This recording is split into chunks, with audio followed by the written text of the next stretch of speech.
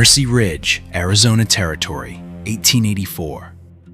In this deadly desert, they don't steal your land with guns. They steal it with black ink and forged papers. 7 days. That was the deadline Elise had to pay. $900 or Ward Creek Ranch would be confiscated. $900 was a fraudulent debt. The money her husband had paid the bank had vanished along with the ledger the very night he died in the Rocky Ravine.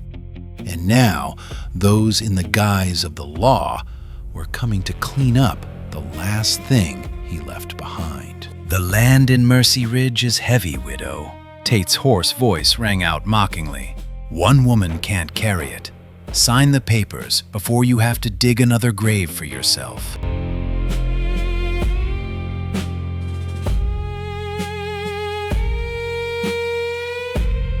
But then, the rhythmic tapping of horses' hooves from the dusty road suddenly broke the tension. The stranger on the tall roan horse stopped.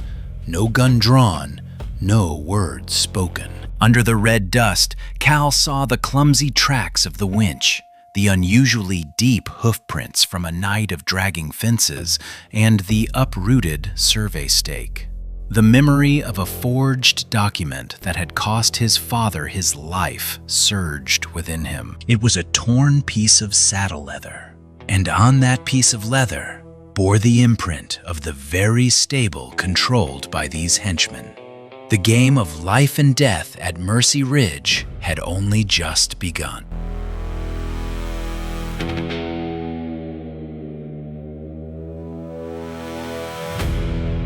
The sunlight in Mercy Ridge wasn't for warming, but for exposing what people wanted to hide.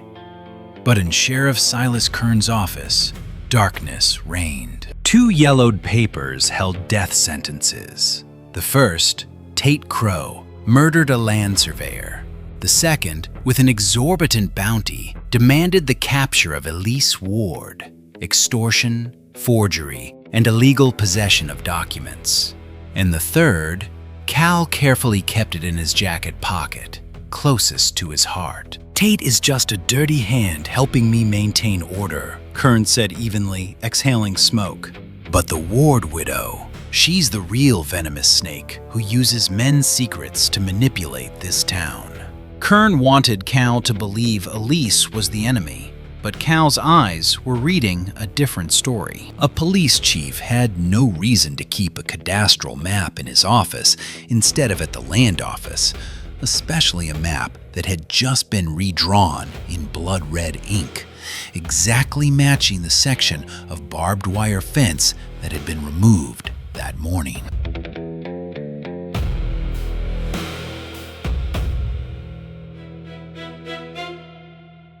Cal unfolded the piece of paper.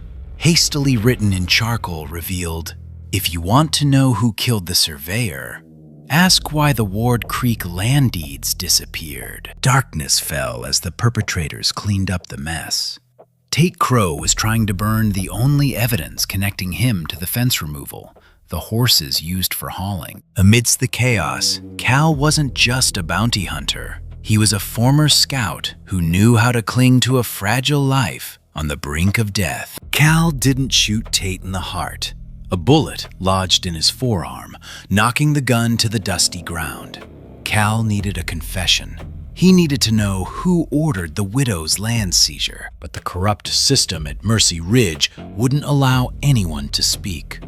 A sniper's bullet precisely aimed at Tate Crow's forehead. The cold, calculated angle of a man who knew every house in town by heart.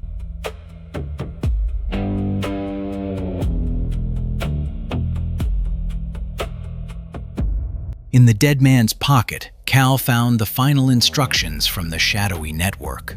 3 short, cold lines, like daggers piercing Mercy Ridge's fragile hope. First, the fence. Next, the land deeds. Finally, the widow. The dust of Mercy Ridge seemed to stop before the steps of the Silver Rose. This wasn't a cheap brothel, but a rare, dignified haven for women without a place to call home. And its owner, Elise Ward was waiting. She knew a bounty hunter was coming. She didn't run, she didn't cry, nor did she conceal her weapon. The derringer on the table was a boundary. She was a dangerous woman, but she wasn't cowardly. Extortion and forgery of land deeds. Cal's deep voice broke the silence.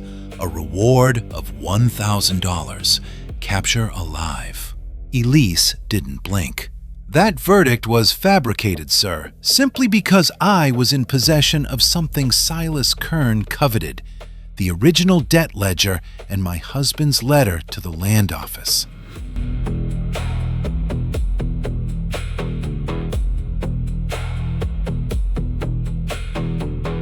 If you have the evidence, why don't you take it out of this town? Cal demanded.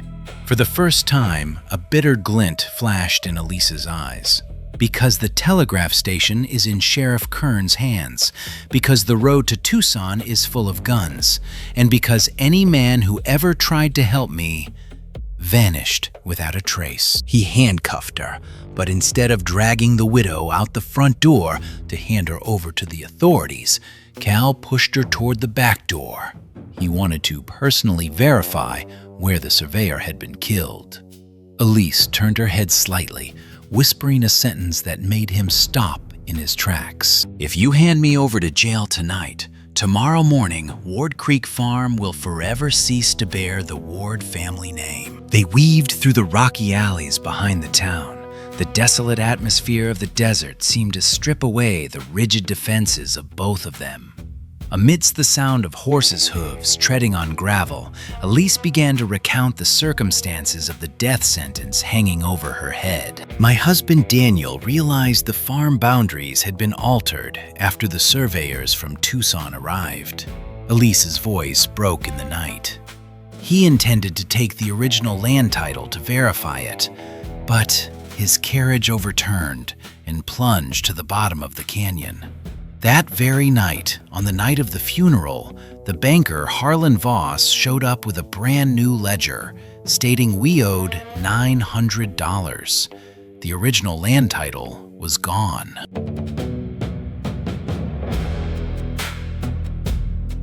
Cal Rook remained as cold as a slab of sandstone. He offered no words of comfort. But deep inside, an old wound had been torn open. His own family had been evicted because of forged papers before the poor could even go to court. He glanced at the widow out of the corner of his eye, realizing she wasn't just fighting for a piece of land, but was gritting her teeth to protect the last vestiges of her deceased husband's honor. Elise sensed the bounty hunter's subtle wavering. She handed him the last piece of paper her husband had managed to hide in the Bible. Do you think they'd go to the trouble of killing a surveyor just for a $900 debt? Cal's eyes widened. It wasn't an ordinary boundary map. It was a reconnaissance blueprint for a future interstate railroad, a route carrying millions of dollars that would run straight through the heart of Ward Creek. The desert doesn't keep secrets. It just hides them beneath layers of sand, waiting to be unearthed. Cal Rook knew how to read the language of the earth. Under the blazing sun, the former scout saw what Sheriff Kern wanted to bury: a rusty brass shell casing, deep hoof prints indicating they had waited a long time, and a skid mark extending down the slope. At the place where the surveyor was murdered, they found the buried truth. An old survey stake bore the true mark of the farm boundary. The markings carved into the wood confirmed that the land to the east, where the fence had been moved, still belonged to the Ward family.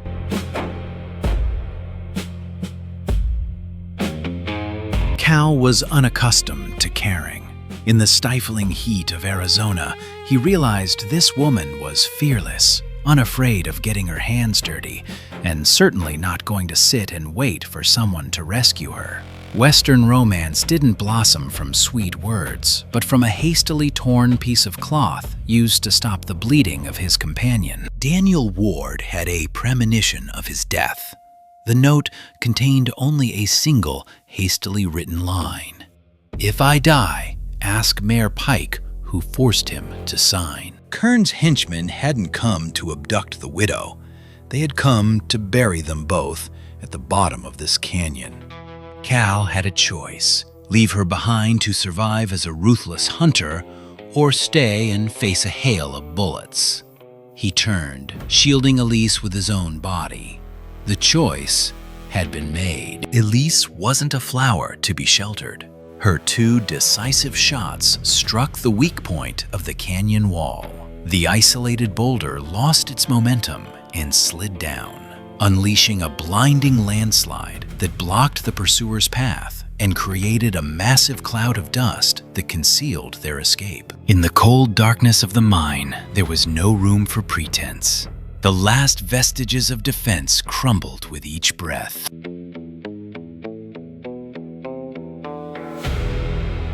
"Keep it," Elise whispered, her voice firm. "If I die before I get out of this canyon, take the ring and the ledger to the Tucson Department of Land." For the first time, she entrusted her life and her family's honor to a stranger. And Cal knew he wasn't hunting for a warrant anymore. Cal's gaze froze in the darkness. The Geological Survey chalk marks were still dusty. The railroad was only half the truth. The heart of Ward Creek concealed something far more valuable than the land: a vast, unexploited underground silver vein. They had escaped the canyon, carrying the final piece of the bloody puzzle. The truth lay not in the warrants, but beneath the mud of this very farm. Inside the box was Daniel Ward's last remaining legacy. A ledger proving the $900 debt was a blatant fabrication. A draft letter accusing Sheriff Kern was sent to the Tucson Department of Land, and a sample of pure silver ore. The final piece of the puzzle had been put together. Silas Kern didn't just want to steal the land to sell the railroad's right-of-way. He knew that a massive silver vein lay hidden beneath the eastern side of Ward Creek Ranch. He wanted to devour both.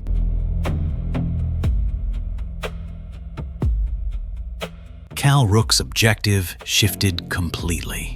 The death sentence hanging over Elise Ward was the same legal trap that had strangled his father years ago. Cal wouldn't let history repeat itself. He swore he would get this woman, along with the wooden box, to Tucson, even if it meant leveling the entire town of Mercy Ridge. But the villains never wait.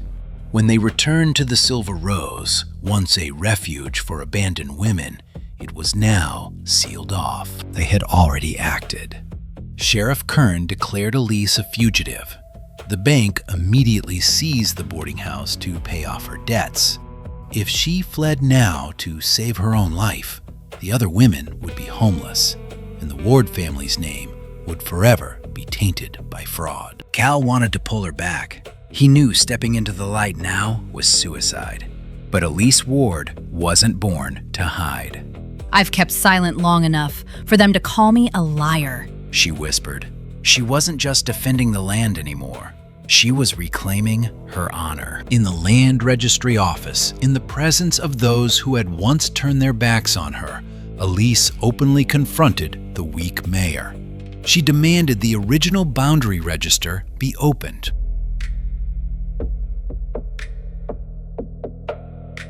But justice in Mercy Ridge wasn't measured by evidence, but by the sheriff's gun.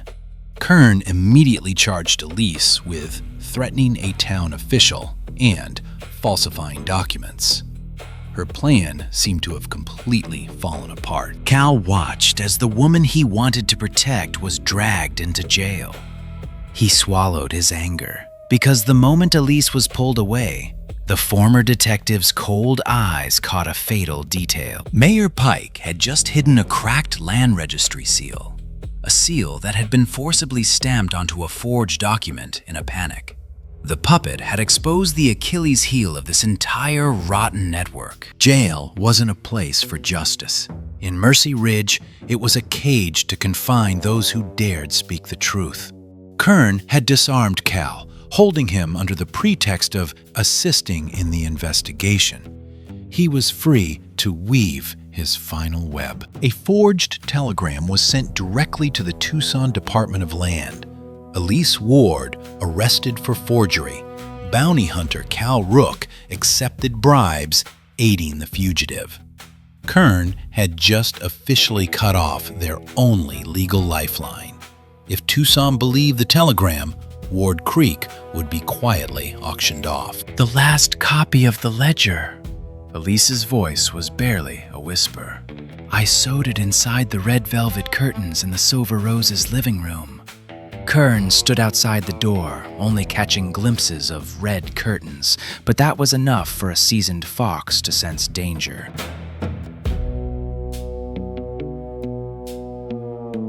Cal's eyes widened. The yellowed paper clearly read, Daniel Ward, detained for 1 night. Elise's husband had been locked in this very cell the night before his accident, the overturned carriage. Kern wasn't just robbing by the law, he was killing to keep his papers clean. Night fell.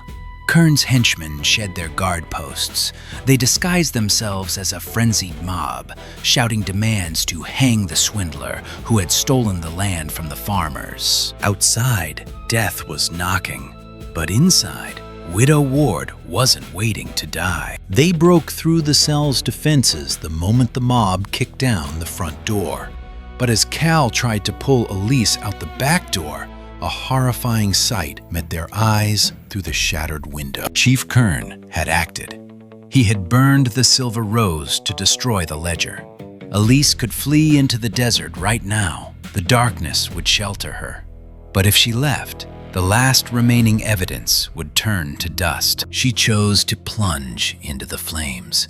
Because a true Western woman would rather die than live a life of running away from those who stole her honor. Cal Rook lunged like a wild beast, tossing Elise to the brink of death.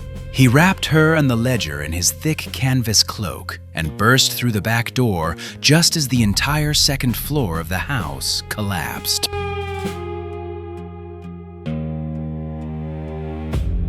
A silence of grief enveloped them. Cal gently took the ledger from Elise's hands. The flames had mercilessly licked through half of it, scorching the corners of the pages. He quietly flipped through the remaining pages in the firelight. Their price had not been in vain. Right on the charred page, Mayor Noah Pike's authorized signature lay prominently there. And coldly, just below it, was the handwriting of the man who had orchestrated this entire bloody drama. Sheriff Silas Kern. Tonight, the church was not a place for prayer.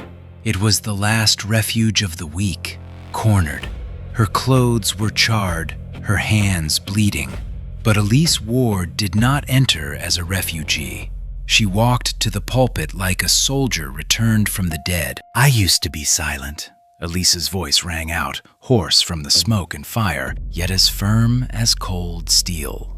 I remained silent for fear of losing our home, of losing the refuge of the women here. But our concessions only fueled their greed. She pushed the ledger and survey stake forward. Cal leaned slightly, his deep, resonant voice clear and distinct. Daniel Ward's name is in the prison register the night before he died. And a cracked land registry seal is in your drawer. Tell them, Mr. Mayor, who forced you to sign that bloody transfer document.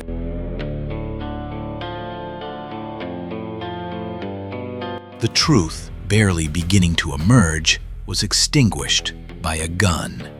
Kern remained unfazed. He swept his contemptuous gaze across the crowd, declaring that everyone in the church was participating in a rebellion against the government. Then he tossed a final proclamation onto the floor. Kern issued an ultimatum.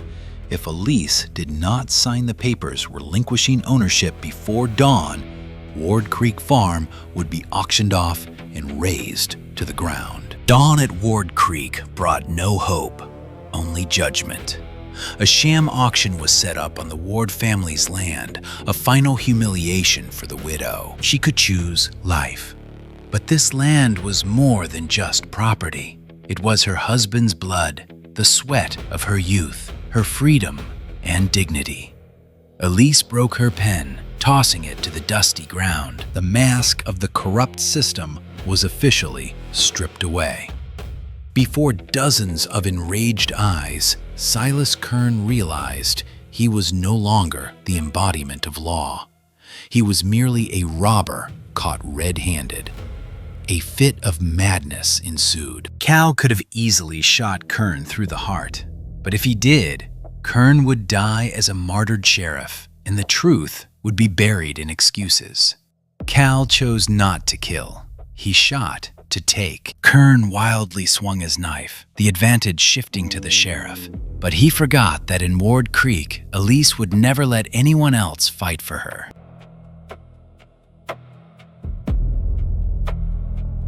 The Ward Creek Ranch's iron seal was stamped down, a final verdict. Not by forged papers, but by the most genuine outrage of the West. Justice doesn't come from a badge. It comes from those brave enough to bring the truth to light. Silas Kern had been stripped of his power by the very community he manipulated. Murder, falsification of land records, and manipulation of arrest warrants. Cal read softly, his voice hoarse but powerful. The bounty hunter's hunt was now officially over. The third warrant didn't bear the name of an unknown outlaw. It bore the name of the man hiding behind the law.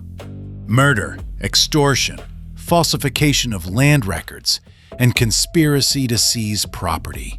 The sentence from the territory governor had been issued, waiting only for someone brave enough to carry it out. Do you think a piece of paper can change anything, bounty hunter? Kern hissed through clenched teeth.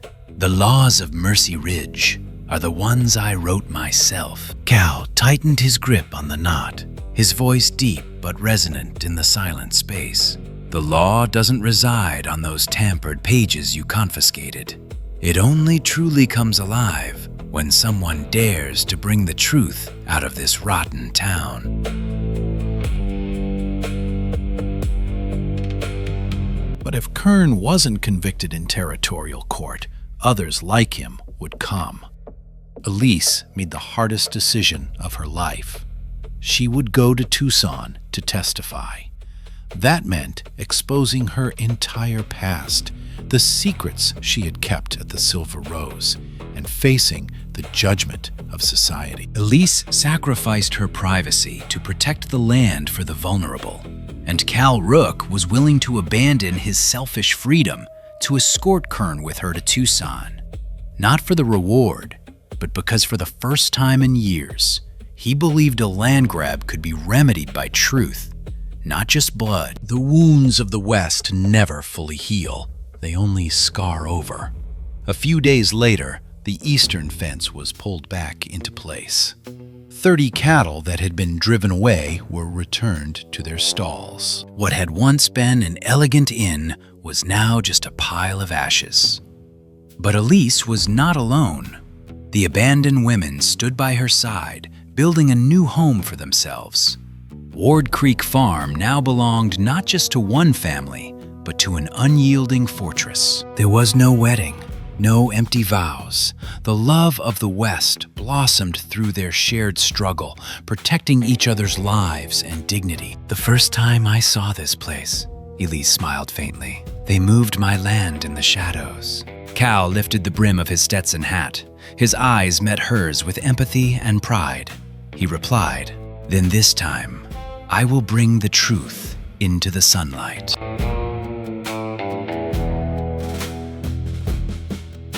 They left Mercy Ridge not to flee, but to protect what they had reclaimed. Ward Creek Ranch was scorched, a corner of the barn burned, the fence broken, but the land still bore the Ward family name. And from that day on, one thing became clear. No forged seal has the power to erase a family from their land, if there are people willing to stand up for it. The frontier is always filled with stories written in blood, tears, and pride. If you enjoyed Elise and Cal's journey of seeking justice and survival, don't forget to like and subscribe to our channel to continue following our authentic and emotional Western stories. See you again on the next journey.